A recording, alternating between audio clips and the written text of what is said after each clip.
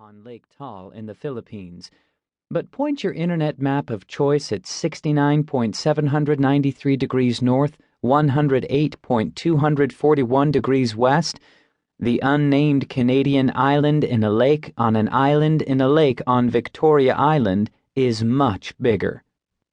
But my childhood love of maps, I started to remember as I paged through the atlas, was something much more than this casual weirdness.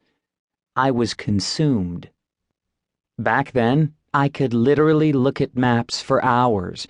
I was a fast and voracious reader, and keenly aware that a page of hot Roald Dahl or Encyclopedia Brown action would last me only 30 seconds or so. But each page of an atlas was an almost inexhaustible trove of names and shapes and places, and I relished that sense of depth, of comprehensiveness. Travelers will return to a favorite place many times and order the same dish at the same cafe and watch the sun set from the same vantage point. I could do the same thing as a frequent armchair traveler, enjoying the familiarity of sights I had noticed before while always being surprised by new details. Look how Ardmore, Alabama is only 100 feet away from its neighbor Ardmore, Louisiana, but there are 4,303 miles between St. George, Alaska and St. George, South Carolina. Look at the lace-like coastline of the Musandam Peninsula, the northernmost point of the Arabian nation of Oman, an intricate fractal snowflake stretching into the Strait of Hormuz. Children love searching for tiny new details in a sea of complexity. It's the same principle that sold a bajillion Where's Waldo books. Mapmakers must know this, that detail, to many map lovers, is not just a means, but an end.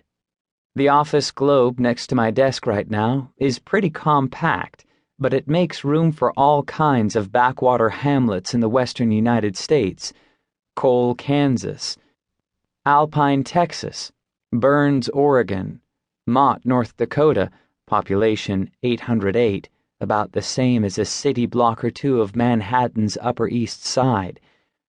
Even Ajo, Arizona makes the cut, and it's not even incorporated as a town. It's officially a CDP, or census-designated place. What do all these spots have in common, besides the fact that no one has ever visited them without first running out of gas? First, they all have nice short names. Second, they're each the only thing for miles around. So they neatly fill up an empty spot on the globe, and therefore make the product look denser with information. But I also remember a competing instinct in my young mind, a love for the way maps could suggest adventure by hinting at the unexplored. Joseph Conrad wrote about this urge at the beginning of Heart of Darkness. Now, when I was a little chap, I had a passion for maps. I would look for hours at South America or Africa or Australia and lose myself in all the glories of exploration. At that time, there were many blank spaces on the earth, and when I saw one that looked particularly inviting on a map, but they all looked that, I would put my finger on it and say, "When I grow up, I will go there."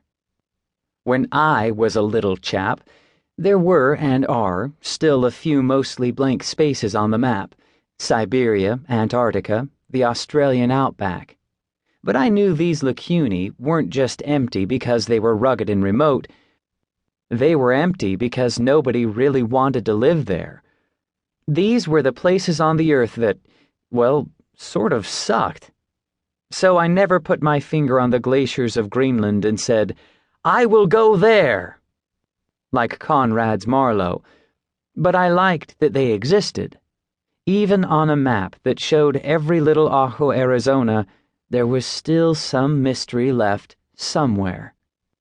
Note, my personal favorite has always been Bir Taul, a tiny trapezoid of desert on the border between Egypt and Sudan that, by international treaty, neither nation can claim. For complicated reasons dating back to the Anglo-Egyptian Condominium Agreement of 1899, both Egypt and Sudan would lose their claim to a much more